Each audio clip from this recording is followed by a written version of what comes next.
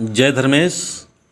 आओ हम सरना पुजारी, आओ हम प्राकृतिक पुजारी अपने धर्म को और अपने समाज को, अपने संस्कृति को समझे कि मेरा धर्म क्या है।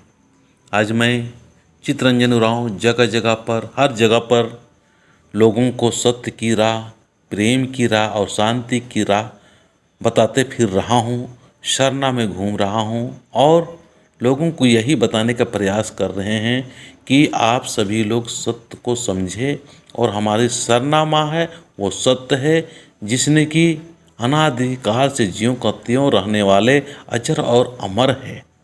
आज उसी चीज़ को बताने के लिए आदिवासी सत्य प्राकृति सरना धर्म प्रार्थना सभा का आयोजन 19 जून 2022 को सुबह 8 बजे से